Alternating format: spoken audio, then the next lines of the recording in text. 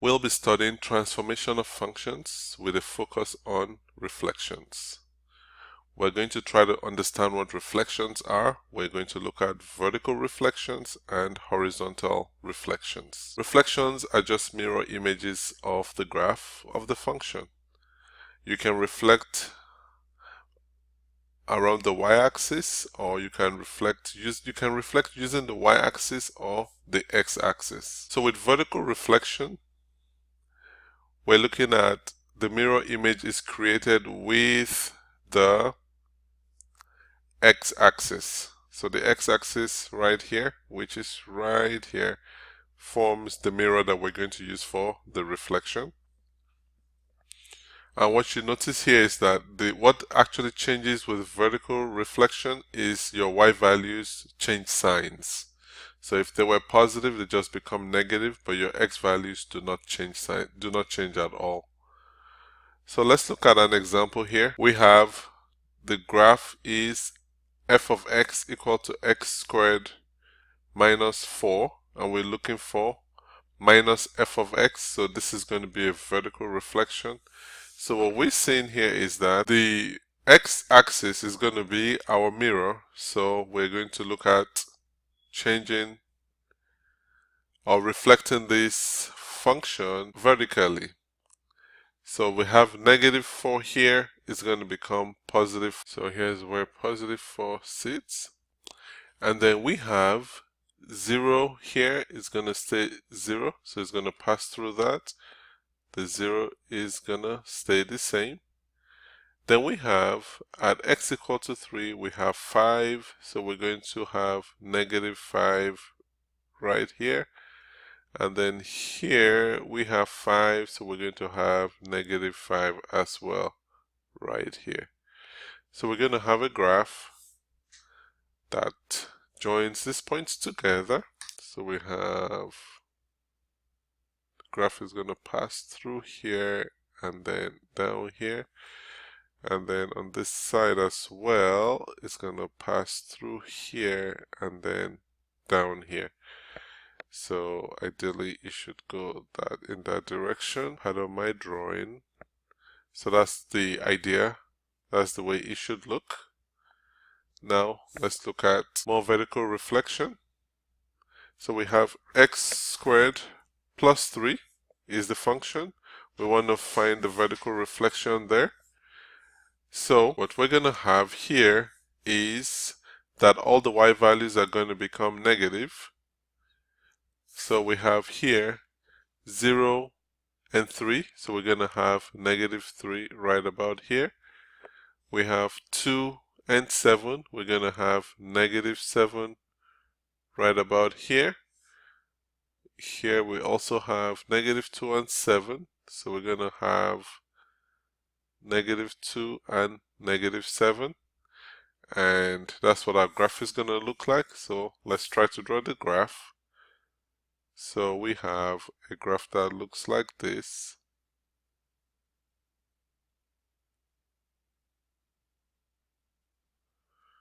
And then right here it's going to look like this.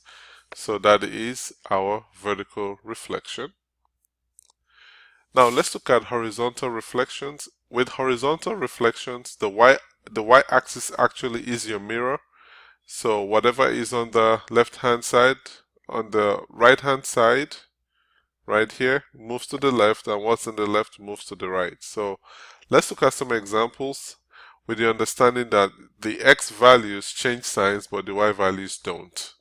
So let's see some examples here. The graph shows the function of f of x squared minus f of x equal to x squared minus 4. We want to find f of negative x. So we have a horizontal reflection. So we have 0, 4. So this is going to stay the same. Let me use a different color. This is going to stay the same. We have 2, 0. So this is going to become negative 2, 0. We have 3, 5 is going to become negative 3, 5. So you're going to see in this case, because the graph, the the graph is very symmetrical at the y-axis. The horizontal reflection of this is going to look exactly like the original graph. Because if you look at, for example, negative 2, 0, if you change that, is also going to be 2, 0. So the graph doesn't really change much in this case. So our reflection is also going to look like this.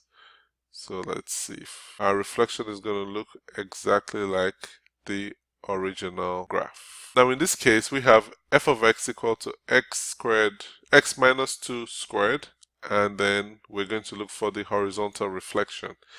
Now we should see something different here. In this case, we have, remember that when you're dealing with the horizontal reflection, the x values change signs, but the y values stay the same. So for example, here you have 2 and 0, so we're now going to have negative 2, 0. Here we have 0, 4, that's not going to change because 0 and negative 0 are the same. Now we have 1, 1 is going to be negative 1 and 1. We have 3, 1 is going to be negative 3 and 1. We have 4, 4, we're going to have negative 4, 4. We have 5 and 9, so we're going to have negative 5, 9. Now let's look at the negative values. For the negative values, we have 1, 9, so we have negative 1, 9, so we're going to have 1, 9. So that's what our graph is going to look like.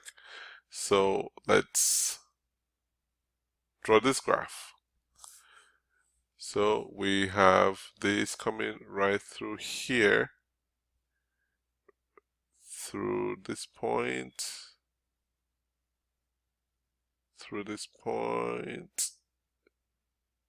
and then finally, let's erase that so that we can draw it properly. So we have this coming through that way, and then this goes that way. So this is a horizontal reflection in action. Finally, if we have f of x equal to x squared minus 6x plus 3, what function represents a reflection over the x-axis? So let's draw coordinate points here. If it's over the x-axis, we have, so f of x equal to x squared minus 6x plus 3. So if we have x over the x-axis, we have minus f of x, so it's going to be minus of x squared minus 6x plus 3, which is going to be minus x squared plus 6x minus 3. So that's what you're going to have when you reflect over the x-axis. And then over the y-axis, you're going to have f of minus x, which is going to be equal to minus x squared minus 6 minus x plus 3. So this is going to be x squared plus 6x plus 3. So that is how the reflection works.